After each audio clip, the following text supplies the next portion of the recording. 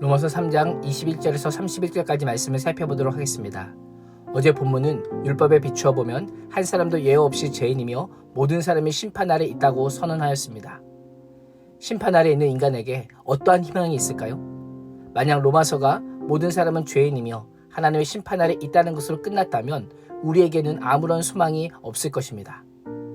그러나 21절 위의 말씀에 심판 아래 있는 인간에게 희망의 빛이 비춰집니다. 자신이 죄인인 것을 깨닫고 심판 아래 있는 자임을 알게 되었다면 어떻게 해야 할지를 알려주고 있습니다.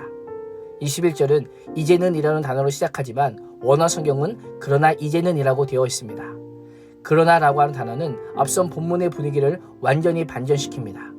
그러나 이제는 율법과 별개로 하나님께로부터 오는 하나님의 한 의가 나타났습니다. 율법을 지킴으로 의롭다 인정받는 길이 아닌 전혀 다른 길이 나타난 것입니다. 바울은 이 길을 하나님의 의라고 표현하였습니다.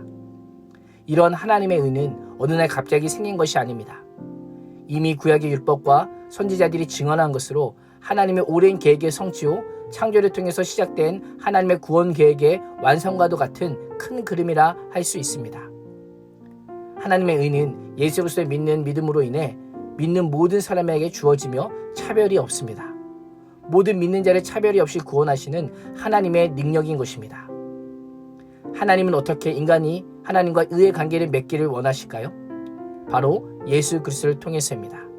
왜 그리스도가 필요할까요? 23절은 두 가지 이유를 설명하고 있습니다. 첫 번째는 모든 사람이 죄를 지었기 때문입니다.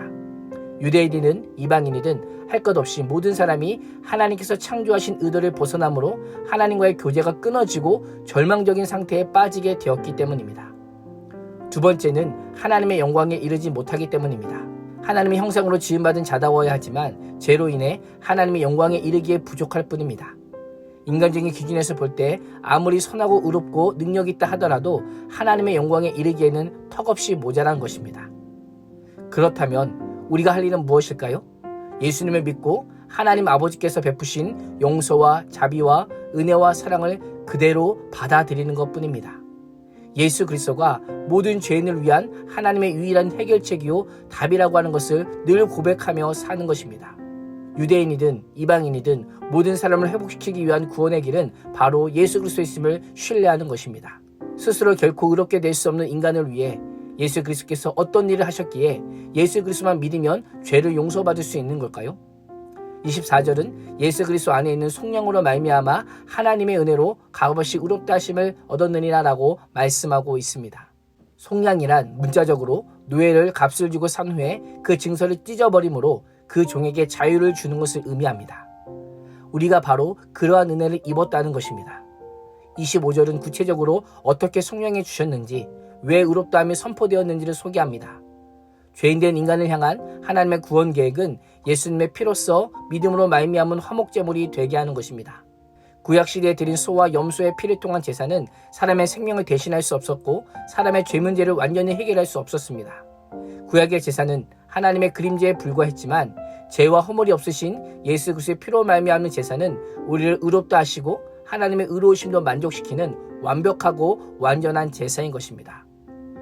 26절은 하나님께서 예수님을 화목제물로 세우신 두 가지 목적을 소개합니다.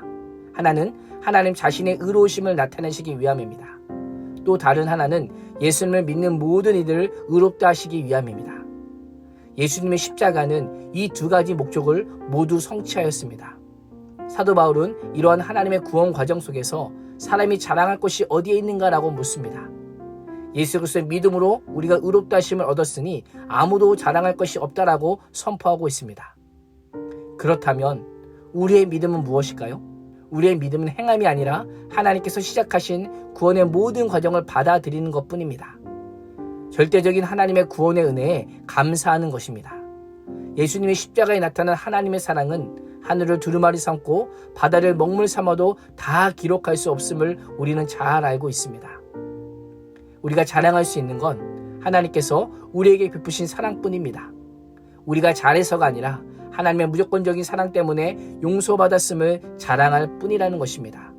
우리가 의롭게 되는 것도 우리가 무슨 능력이 있거나 율법을 잘 지켜서가 아니라 오직 하나님께서 우리에게 베푸신 구원의 은혜와 사랑을 믿는 믿음 때문입니다.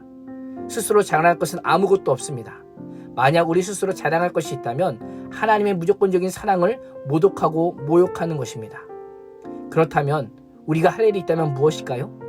누구든지 예수 그리스도의 십자가에 나타난 하나님의 사랑을 믿게만 하면 구원을 얻는다라고 하는 이 진리를 전파하는 것입니다. 하나님께서 예수님을 통해 베푸신 십자가의 사랑, 누구에게도 차별이 없는 무조건적인 사랑을 믿고 전하는 것입니다. 오늘 하루도 하나님의 의를 세우신 예수 그리스도, 차별이 없는 의를 베푸시는 예수 그리스도, 자랑할 수 없는 의를 주신 예수 그리스도, 율법의 요구를 완성하신 그 예수 그리스도만을 자랑하는 복음의 나팔수가 될 수 있기를 주님의 이름으로 축복합니다.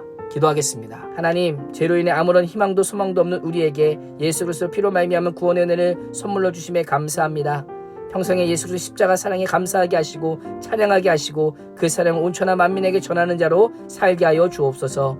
예수님의 이름으로 기도합니다. 아멘.